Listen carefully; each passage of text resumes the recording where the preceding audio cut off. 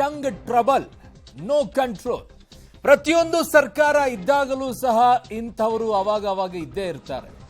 ಅಲ್ಲಲ್ಲಿ ಈ ರೀತಿಯಾಗಿ ನಾಲಿಗೆಯನ್ನ ಹರಿಬಿಡೋರು ಇದ್ದೇ ಇರ್ತಾರೆ.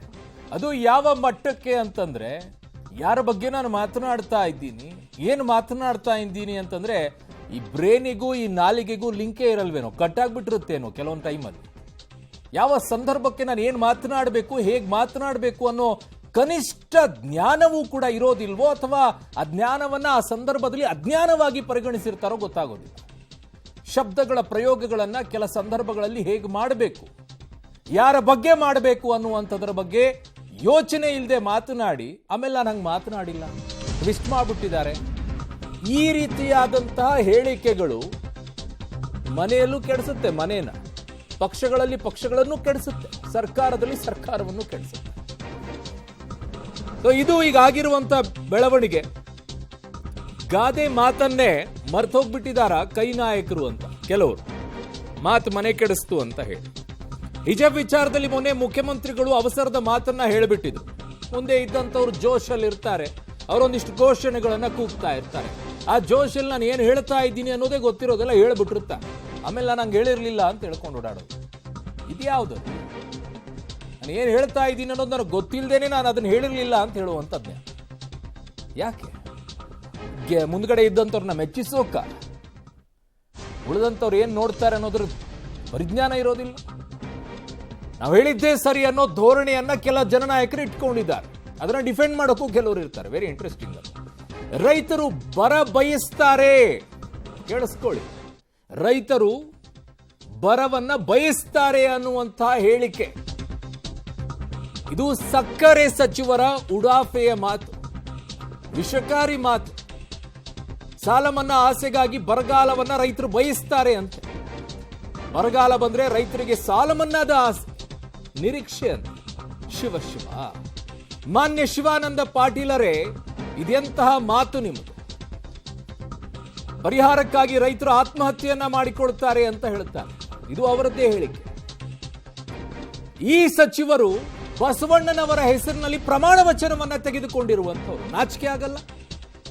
ಬಸವಣ್ಣವರ ಹೆಸರಲ್ಲಿ ಪ್ರಮಾಣ ವಚನವನ್ನು ತೆಗೆದುಕೊಂಡು ಬರಗಾಲ ಬಂದ್ರೆ ರೈತರಿಗೆ ಸಾಲ ಮನ್ನಾದ ಆಸೆ, ಅದನ್ನು ನಿರೀಕ್ಷೆ ಮಾಡ್ತಾರೆ, ಬರ ಬರಬೇಕು ಅಂತ ಕಾಯ್ತಾರೆ ಅಂತ.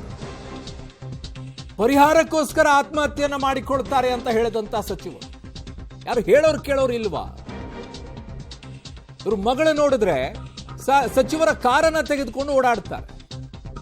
ಇವ್ರು ನೋಡಿದ್ರೆ ಬಸವಣ್ಣನವರ ಹೆಸರಿನಲ್ಲಿ ಪ್ರಮಾಣ ವಚನವನ್ನ ಸ್ವೀಕಾರ ಮಾಡ್ತಾರೆ.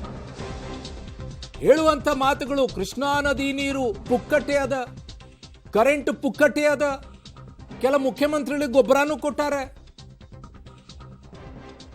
ಈ ರೀತಿ ಮಾತನ್ನ ಆಡುವಂತ ಸಚಿವರು ನಿಮ್ಮನ್ನು ಸಚಿವ ಸ್ಥಾನದಲ್ಲಿ ಇಟ್ಕೊಂಡಿದಾರಲ್ಲ ಇನ್ನು ಸಿದ್ದರಾಮಯ್ಯನವರು. ಏನ್ ಮಾಡ್ತೀರಾ? ಅವರು ಅದೇ ಹೇಳಿಕೆ ಕೊಟ್ಕೊಂಡು ಕೂತಿರೋರಲ್ಲ.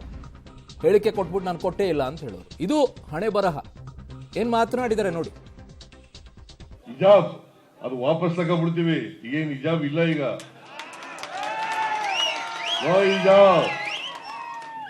ಹಿಜಾಬ್ ಹಾಕೊಂಡು ಹೋಗ್ಬೋದು ಈಗ. ಗೊತ್ತಾಯ್ತಾ? ಆದೇಶ ವಾಪಸ್ ತಗೊಳ್ಳಿ ಅಂತ ಹೇಳಿದ್ದೀನಿ ನಾನು. ಈಗ ಡ್ರೆಸ್ ಹಾಕೊಳ್ಳೋದು, ಊಟ ಮಾಡೋದು ನಿಮ್ಗೆ ಸೇರಿದ್ದು. ನಾನು ಯಾಕೆ ನಿನ್ಗೆ ಅಡ್ಡಿಪಡಿಸ್ಲಿ? ಅದು ಇನ್ನೂ ಮಾಡಿಲ್ಲ. ಅವ್ರು ಹೇಳಿದ್ರು, ಒಬ್ರು ಪ್ರಶ್ನೆ ಕೇಳಿದ ಮೇಲೆ ನಾವು ಸರ್ಕಾರ ಅದನ್ನ ವಾಪಸ್ ತಗೊಳ್ಳಿಕ್ಕೆ ಯೋಚನೆ ಮಾಡ್ತಾ ಇದ್ದೀವಿ ಅಂತ ಹೇಳಿದೆ. ಗೌರ್ಮೆಂಟ್ ಚರ್ಚೆ ಮಾಡ್ತೀವಿ. ಜಿಲ್ಲೆಯಲ್ಲಿ ವಿವಿಧ ಕಾರಣಗಳಿಂದ ಆತ್ಮಹತ್ಯೆ ಮಾಡ್ಕೊಳ್ತಾರೆ. ನಾನು ಕಂಪ್ಲೇಂಟ್ ಕೊಡೋ, ನಾನು ಆತ್ಮಹತ್ಯೆ ಅಂತ ಹೇಳಿ ಕೊಟ್ಟಾಗೆ ನನಗೆ ಪರಿಹಾರ ಸಿಗ್ತದೆ ಅನ್ನೋ ಒಂದು ದುರಾಸೆ ನನ್ನ ಮನಸ್ಸಿನಲ್ಲಿ ಇತ್ತು. ಈಗ ಹಾರ್ಟ್ ಅಟ್ಯಾಕ್ ಆಗಿದ್ದ ಕೇಸ್ ರೈತಂದ ಅಂತ ಕೊಟ್ಟಿದ್ದಾರೆ. ಒಬ್ಬ ಕುಡಿದು ಹುಡುಗ ತೀರ್ಕೊಂಡಿರೋದು ಆತ್ಮಹತ್ಯೆ ಅಂತ ಕೊಟ್ಟಿದ್ದಾರೆ. ಏನು ನಾವು 5 ಲಕ್ಷ ರೂಪಾಯಿ ಪರಿಹಾರ ಕೊಡಲಿಕ್ಕೆ ಪ್ರಾರಂಭ ಮಾಡಿದ್ವಿ 2015 ನಂತರ, ಅವತ್ತಿನಿಂದ ರಿಪೋರ್ಟ್ ಆಗೋದು ಜಾಸ್ತಿ ಆಗ್ತಾ ಇದೆ. ಸ್ವಲ್ಪ ನಾವು ವಿಚಾರ ಮಾಡ್ತೀವಿ. ಕೆಲವು ಮುಖಂಡರು ಏನು ಮಾಡ್ತಾರೆ, ಏನಾದರೂ ಪರಿಹಾರ ಸಿಗ್ಬೋದು ಅನ್ನೋ ಒಂದು ಆಸೆಗೆ ಬಿದ್ದು ಆ ಥರ ತಪ್ಪು ವರದಿ ಮಾಡ್ತಾರೆ.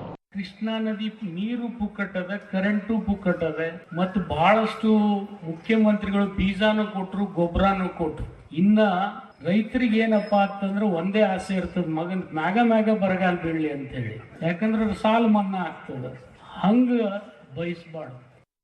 ನೋಡಿ, ಕಾಂಗ್ರೆಸ್ನವರು ಟಿಪ್ಪು ಸುಲ್ತಾನ್ ಪಾರ್ಟ್ ಅಲ್ಲ. ಕಾಂಗ್ರೆಸ್ ಅವರು ಬ್ರಿಟಿಷರ ವಿರುದ್ಧ ಯಾರ್ಯಾರು ಹೋರಾಟ ಮಾಡಿದ್ದಾರೆ ಅವ್ರ ಪರ ಇದ್ದೀವಿ. ಬ್ರಿಟಿಷರ ಪರ ಇದ್ದವರ ವಿರುದ್ಧ ನಾವಿದ್ದೀವಿ. ಇವರೆಲ್ಲರೂ ಸಹ ಯಾರು ಟಿಪ್ಪು ಸುಲ್ತಾನ್ನ ಪಕ್ಷದವರು ಅಂತಾರೆ, ಇವರೆಲ್ಲರೂ ಸಹ ಬ್ರಿಟಿಷರ ಬೂಟ್ ನೆಕ್ತಾ ಇದ್ದವರು. ಆದ್ದರಿಂದ ಇವರಿಂದ ನಾವು ಕಲಿಬೇಕಾದಿಲ್ಲ. ಇವರೆಲ್ಲ ಬ್ರಿಟಿಷರ ಬೂಟ್ ನೆಕ್ದವರು. ಇವ್ರು ನಮಗೆ ಹೇಳ್ಕೊಡೋದು ಬೇಡ, ನಾವು ಟಿಪ್ಪು ಸುಲ್ತಾನ್ ಫಾಲೋ ಮಾಡ್ತೀವಿ, ಇನ್ನೊಬ್ಬರು ಫಾಲೋ ಮಾಡ್ತೀವಿ ಅಂತ ಹೇಳಿ. आज तक कर्नाटक हिस्ट्री के अंदर कोई माइका लाल स्पीकर नहीं बना था. आज स्पीकर बनाने वाले कांग्रेस पार्टी यूटी खादर साहब को आज अच्छे जो बीजेपी के लीडर है ना, आके हमारे यूटी खादर के साहब सर नमस्कार करके खंडा चाहिए. वो बनाने वाली कौन? कांग्रेस. ಈ ನಾಲಿಗೆ ಹರಿಬಿಡುವಂತಹ ಚಾಳಿ ಇವತ್ತು ನಿನ್ನೆಯದಲ್ಲ, ಬರ್ತಾ ಇದ್ದದು. ತಲೆತರ ಎಲ್ಲಾ ಸರ್ಕಾರದಲ್ಲೂ ಕೂಡ ಇಂಥವ್ರು ಇರ್ತಾರೆ, ಅವಾಗವಾಗ ಈ ರೀತಿಯಾಗಿ ಹೇಳಿಕೆಯನ್ನ ಕೊಡೋರು. ಬಟ್ ರೈತರ ವಿಚಾರದಲ್ಲಿ ಸ್ಯಾಡ್. ಇದನ್ನ ಯಾರು ಖಂಡಿಸ್ಲಿಲ್ಲಲ್ಲ ಕಾಂಗ್ರೆಸ್ ಪಕ್ಷದಲ್ಲಿ. Very sad. ಮುಖ್ಯಮಂತ್ರಿಗಳು ಈ ವಿಚಾರದಲ್ಲಿ ಯಾವುದೇ ರೀತಿಯಾದಂಥ ಹೇಳಿಕೆಗಳನ್ನ ಕೊಡ್ಲಿಲ್ಲಲ್ಲ. Very very sad. ಪರಿಹಾರಕ್ಕೋಸ್ಕರ ಆತ್ಮಹತ್ಯೆಯನ್ನ ಮಾಡ್ಕೊಳ್ತಾರೆ. ನಾಚಿಕೆ ಆಗಲ್ವೇನ್ರಿ ನಿಮಗೆ? ಬಸವಣ್ಣ ಹೆಸರಲ್ಲಿ ಪ್ರಮಾಣ ವಚನ ತಗೊಂಡ್ರಲ್ಲ, ಬರಕ್ಕೋಸ್ಕರ ಆಸೆ ಕಾಯ್ಕೊಂಡು ಕೂತಿರ್ತಾರೆ ಅಂತೇಳಿ. ಯಾವ ಮಟ್ಟಕ್ಕೆ ಇಳಿತಾ ಇದ್ದೀರಾ ನೀವು ಅಂತೇಳಿ. ರಾಜ್ಯ ರಾಜಕಾರಣದಲ್ಲಿ ಕಾಂಗ್ರೆಸ್ ನಾಯಕರ ಟಂಗ್ ಟ್ರಬಲ್. ಅಧಿಕಾರದ ದರ್ಪವೋ ನಾಲಿಗೆ ಹಿಡಿದಂತ ತಪ್ಪಿದ ಹಿಡಿತವೋ. ಅದೇ ಹೇಳದ್ನಲ್ಲ, ಬ್ರೇನ್ಗೂ ನಾಲಿಗೆಗೂ ಆ ಲಿಂಕೆ ತಪ್ಪೋಗಿದೆ ಅಂತ ಕೆಲವರಿಗೆ. ಬಿಜೆಪಿಯವರು ಕಿಡಿಕಾರಿತಾ ಇದ್ದಾರೆ. ಬಿಜೆಪಿಯಲ್ಲೂ ಇದ್ರು, ಬಿಜೆಪಿ ಅಧಿಕಾರದಲ್ಲಿದ್ದಂಥ ಸಂದರ್ಭದಲ್ಲಿ. ಈಗೂ ಯತ್ನಾಳ್ ಅವ್ರನ್ನ ಕಂಟ್ರೋಲ್ ಮಾಡೋಕ್ಕಾಗುತ್ತಾ? ಕಂಟ್ರೋಲೇ ಮಾಡೋಕ್ಕಾಗಲ್ಲ. ಕೆಲವ್ರಿಗೆ ಬ್ರೇನು ಮತ್ತೆ ಆ ನಾಲಿಗೆಗೂ ಲಿಂಕೇ ಇರಲ್ಲ, ಮಾತಾಡ್ತಾ ಇರ್ತಾರೆ. ಅದು ಯಾಕೆ ಮಾತಾಡ್ತಾರೋ ಅರ್ಥ ಆಗೋದಿಲ್ಲ. ಏನು ಮಾತನಾಡ್ತೀವಿ ಅನ್ನೋದು ಅವರಿಗಾದ್ರೂ ಅರಿವಾಗುತ್ತೋ ಗೊತ್ತಿಲ್ಲ. ಕಾಂಗ್ರೆಸ್ ನಾಯಕರ ಹೇಳಿಕೆಗಳಿಗೆ ಈಗ ಬಿಜೆಪಿ ನಾಯಕರು ಕಿಡಿಕಾರ್ತಾ ಇದ್ದಾರೆ. ಚುನಾವಣೆಯ ಸಂದರ್ಭಗಳಲ್ಲಿ ಬೇರೆ, ಅದು ರಾಜಕೀಯವಾಗಿರುತ್ತೆ.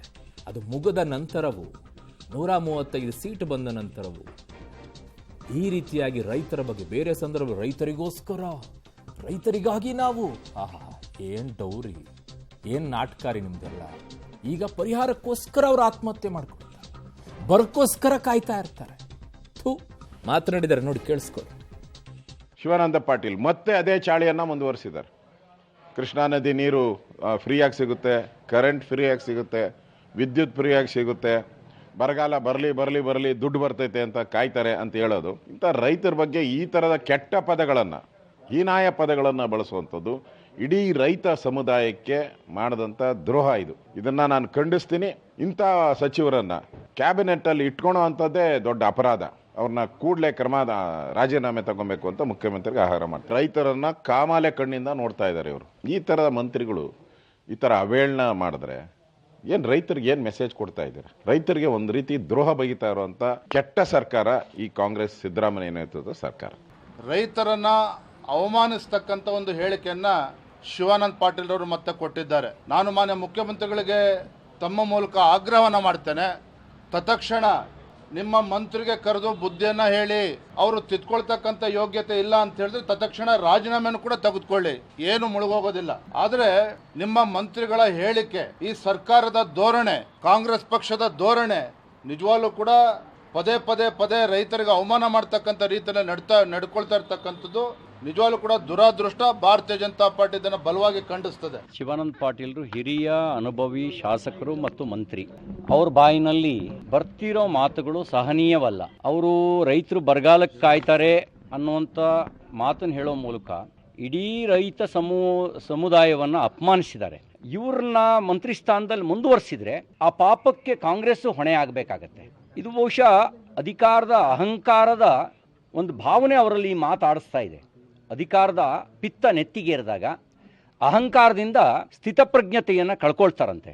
ಬಹುಶಃ ಈಗ ಇವರಿಗೆ ಶಿವಾನಂದ ಪಾಟೀಲ್ರಿಗೆ ಆಗಿರೋದು ಕೂಡ ಅಧಿಕಾರದ ಮದ, ಅಹಂಕಾರ.